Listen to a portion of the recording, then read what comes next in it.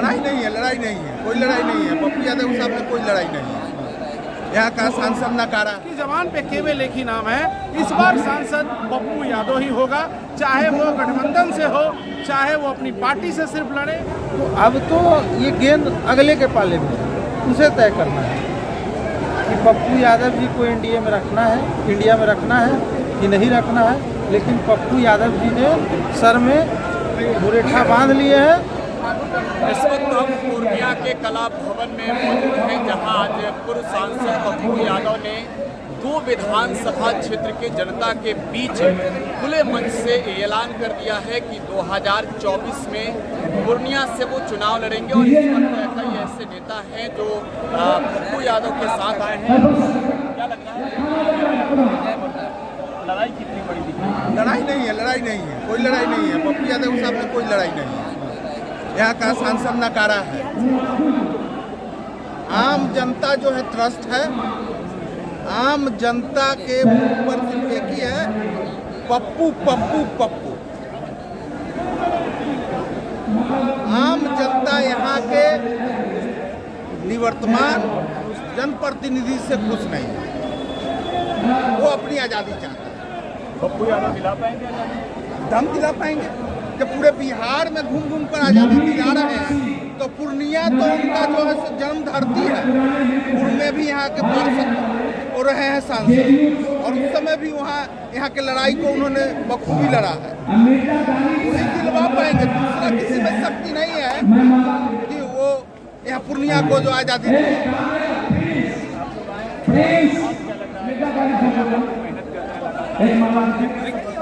देखिए माहौल ऐसा है, आदरणीय पप्पू यादव जी आज 13-13.5 करोड़ लोगों के लिए काम करते हैं। और कहीं न कहीं पूर्णिया जो है ये इनका अपना घर है। 20 चुनाव उन्होंने नहीं लड़े, वो किसी परिस्थिति बस नहीं लड़ा। यहाँ से वो जब भी लड़े हैं वो निर्दलीय भी लड़े हैं लाखों वोट से। और 24 में वापस उन्होंने निर्णय लिया है कि मैं पहले अपनी माँ के आंगन में जाऊंगा, वहाँ से चुनाव जीतूंगा और पहले पूर्णिया और कोसी और सीमांचल और मिथिलांचल की लड़ाई लड़ूंगा। और जहाँ तक आपने माहौल की बात करी, आप किसी भी वार्ड में किसी भी जगह चले जाइए, चाहे वो महिला हो, युवा हो, छात्र हो, बेरोजगार हो, चाहे वो यहाँ से पलायन करने के लिए, रोजी रोटी के लिए गुजरात गया हो, महाराष्ट्र गया हो, उसकी जबान पे केवल एक ही नाम है, इस बार सांसद पप्पू यादव ही होगा, चाहे वो गठबंधन से हो, चाहे वो अपनी पार्टी से सिर्फ लड़े। वो किसी स्थिति में पूर्णिया से 2024 का रिजल्ट जो है वो एक रिकॉर्ड मत से यहाँ से राजेश रंजन पप्पू यादव ही जीतेंगे। आपको क्या लग रहा है लड़ाई जो है इतनी टक्कर वाली है कि सामने प्रतिद्वंदी कौन होगा तय नहीं है, ये तय हो गया पप्पू यादव का घर आंगन है और आप मंच से देखते होंगे।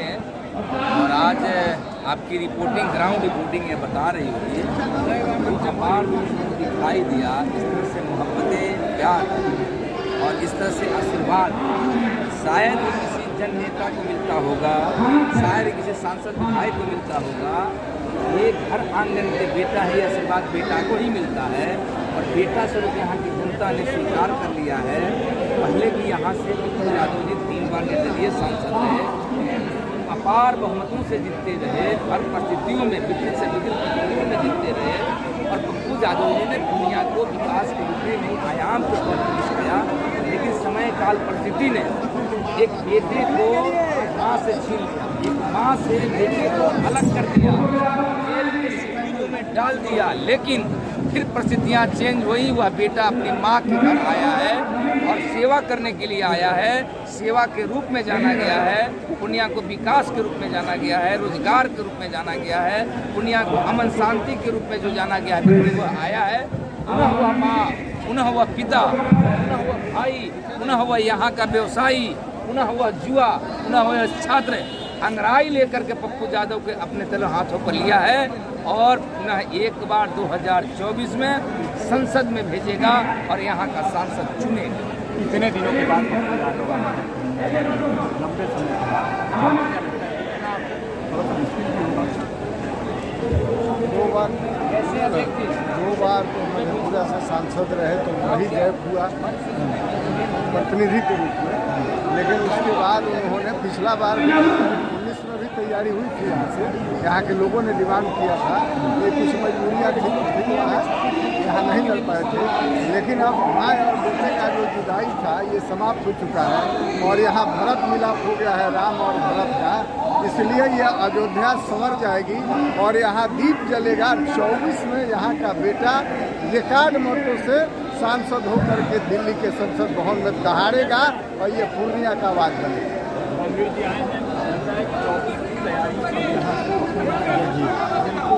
पप्पू जी कहाँ गए? पिछले जो भी जनप्रतिनिधि रहे 10 साल के साथ खड़े नहीं।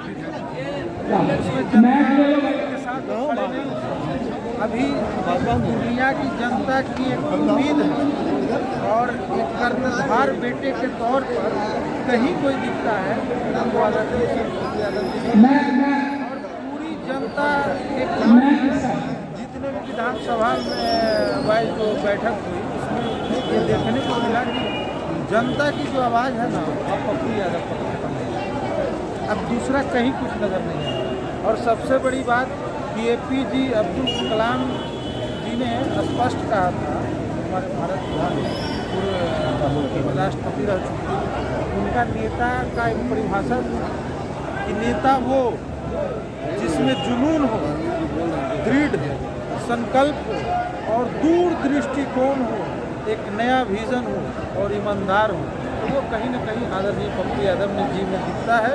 और ये पहले से ही यहाँ के बेटा रहे, अब उनको कौन हटाएगा? तो इसीलिए पूरा तय हो चुका है और पूरा पूर्णिया पप्पूमय हो चुका है। अच्छा, यहाँ की जो लड़ाई है अगर वर्तमान मौजूदा परिस्थिति देखें, पप्पू यादव तो तैयार हैं, लेकिन सामने मुकाबले को लेकर कौन हो सकता है? इंडिया अलायंस से भी यहाँ दावेदारी हो रही है दूसरे लोगों की, तो अगर नहीं मिला टिकट, नहीं मिला सीट पूर्णिया अलायंस में, पप्पू यादव को लेकर फिर भी आप लोग लड़ेंगे?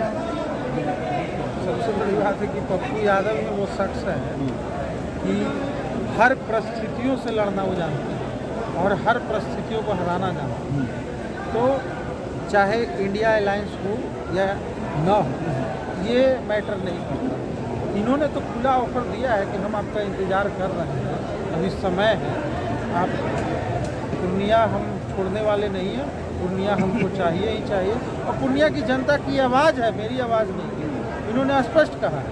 तो अब तो ये गेंद अगले के पाले में उसे तय करना है कि पप्पू यादव जी को इंडिया में रखना है कि नहीं रखना है। लेकिन पप्पू यादव जी ने सर में मुरेठा बांध लिए हैं और ये आवाज़ पूर्णिया की धरती से है कि पूर्णिया का बेटा पप्पू है और पप्पू ही कुछ कायाकल्प कर सकते हैं।